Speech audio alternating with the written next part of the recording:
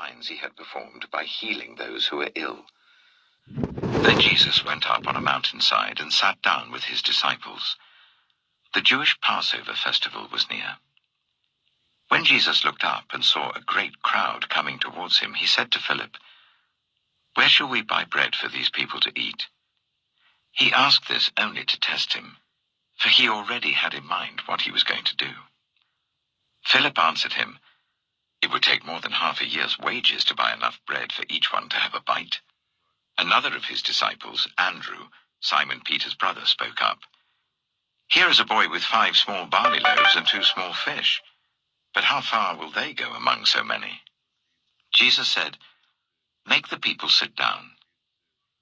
There was plenty of grass in that place, and they sat down.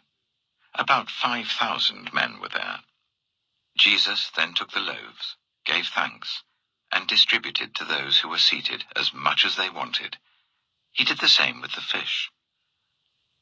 When they had all had enough to eat, he said to his disciples, "Gather the pieces that are left over, let nothing be wasted." So they gathered them and filled 12 baskets with the pieces of the 5 barley loaves left over by those who had eaten. After the people saw the sign Jesus performed, they began to say, "Surely this is the prophet who is to come into the world." Jesus, knowing that they intended to come and make him king by force, withdrew again to a mountain by himself. When evening came, his disciples went down to the lake, where they got into a boat and set off across the lake for Capernaum.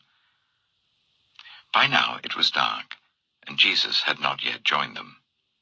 A strong wind was blowing, and the waters grew rough. When they had rowed about 3 or 4 miles, they saw Jesus approaching the boat, walking on the water, and they were frightened. But he said to them, "It is I, don't be afraid." Then they were willing to take him into the boat, and immediately the boat reached the shore where they were heading. The next day, the crowd that had stayed on the opposite shore of the lake realized that only one boat had been there, and that Jesus had not entered it with his disciples, but that they had gone away alone. Then some boats from Tiberias landed near the place where the people had eaten the bread after the Lord had given thanks. Once the crowd realized that neither Jesus nor his disciples were there, they got into the boats and went to Capernaum in search of Jesus. When they found him on the other side of the lake, they asked him, "Rabbi, when did you get here?"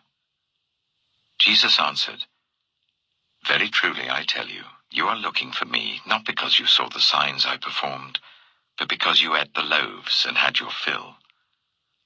Do not work for food that spoils, but for food that endures to eternal life, which the Son of Man will give you. For on him God the Father has placed his seal of approval." Then they asked him, "What must we do to do the works God requires?" Jesus answered, "The work of God is this, to believe in the one he has sent." So they asked him, "What sign then will you give that we may see it and believe you? What will you do? Our ancestors ate the manna in the wilderness. As it is written, he gave them bread from heaven to eat."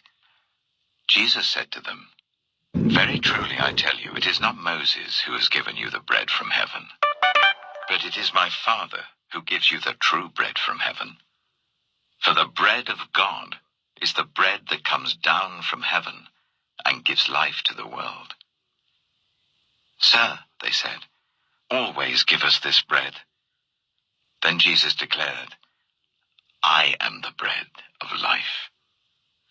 Whoever comes to me will never go hungry, and whoever believes in me will never be thirsty. But as I told you, you have seen me, and still you do not believe. All those the Father gives me will come to me, and whoever comes to me I will never drive away. For I have come down from heaven not to do my will, but to do the will of him who sent me. And this is the will of him who sent me, that I shall lose none of all those he has given me, but raise them up at the last day. For my Father's will is that everyone who looks to the Son and believes in him shall have eternal life, and I will raise them up at the last day."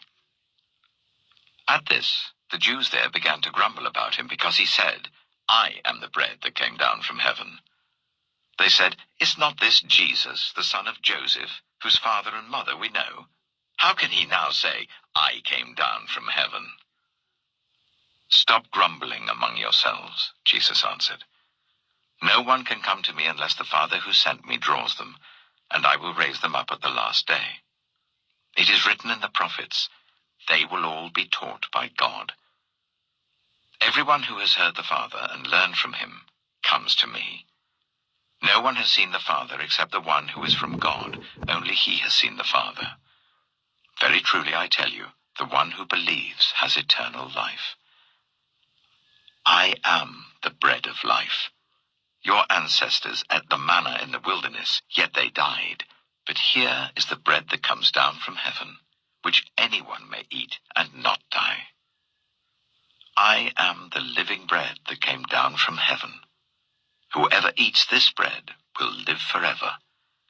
This bread is my flesh, which I will give for the life of the world." Then the Jews began to argue sharply among themselves, "How can this man give us his flesh to eat?" Jesus said to them, "Very truly I tell you, unless you eat the flesh of the Son of Man and drink his blood, you have no life in you. Whoever eats my flesh and drinks my blood has eternal life, and I will raise them up at the last day. For my flesh is real food, and my blood is real drink.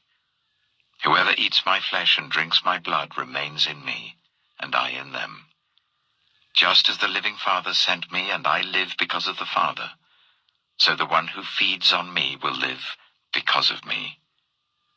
This is the bread that came down from heaven. Your ancestors ate manna and died, but whoever feeds on this bread will live forever." He said this while teaching in the synagogue in Capernaum.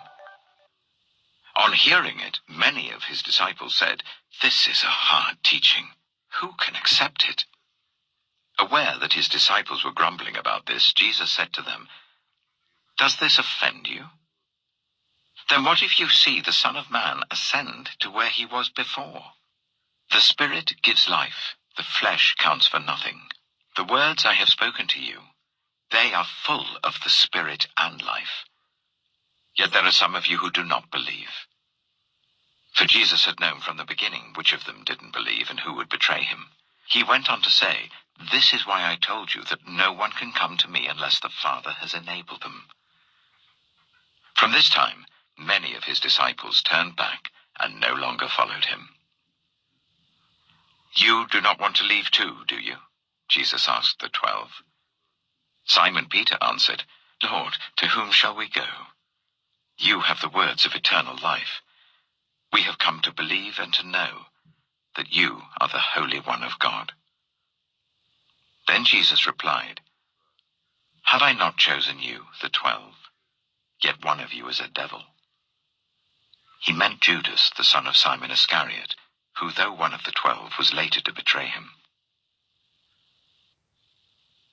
John chapter 7. After this, Jesus went around in Galilee. He did not want to go about in Judea, because the Jewish leaders there were looking for a way to kill him. But when the Jewish festival of Tabernacles was near, Jesus' brothers said to him, "Leave Galilee and go to Judea so that your disciples there may see the works you do. No one who wants to become a public figure acts in secret. Since you are doing these things, show yourself to the world." For even his own brothers didn't believe in him. Therefore Jesus told them, "My time is not yet here. For you, any time will do. The world cannot hate you, but it hates me because I testify that its works are evil. You go to the festival. I'm not going up to this festival because my time is not yet fully come." After he had said this, he stayed in Galilee.